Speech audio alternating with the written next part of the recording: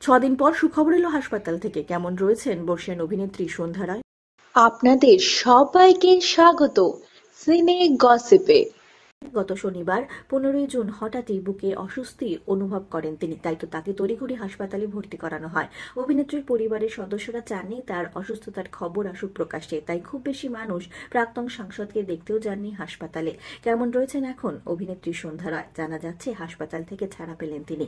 দীর্ঘ 6 দিন পর হাসপাতাল থেকে ছাড়া পেলেন বর্ষিয়ান অভিনেত্রী সন্ধ্যা রায়। দক্ষিণ কলকাতার একটি বেসরকারি হাসপাতালে জরুরি বিভাগে ভর্তি ছিলেন। রক্ত পরীক্ষার পাশাপাশি শরীরের অন্যান্য পরীক্ষাও করানো হয়েছে তার। 3 জন বিশেষজ্ঞ চিকিৎসকের একটি দল তার দেখভালও করছিল। গত বুধবার হাসপাতাল কর্তৃপক্ষের সঙ্গে যোগাযোগ করা হয় জনপ্রিয় সংবাদ মাধ্যমের তরফে।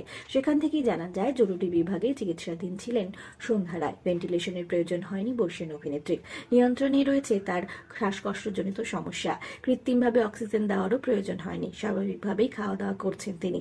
সেই সময় হাসপাতাল কর্তৃপক্ষের তরফে জানানো হয় পরিস্থিতি স্থিতিশীল থাকলেও এখনই ছাড়া পাচ্ছেন না সন্ধ্যা রায়। আরো কয়েকদিন চিকিৎসকের নজরদারিতে থাকবেন তিনি। অবশেষে ছাড়া পেলেন অভিনেত্রী।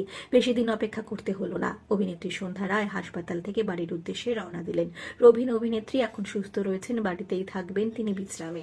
অভিনেত্রী দ্রুত সুস্থতা আমরা কামনা করি। বিনোদন জগতের আর অনেক খবর নিয়ে চটচল ফিট জুড়ে থাকুন আমাদের সঙ্গে। আমরা হলাম সিনে গসিপ, জুড়ে থাকুন আমাদের সঙ্গে। সাবস্ক্রাইব করুন আমাদের এই ইউটিউব চ্যানেলটি।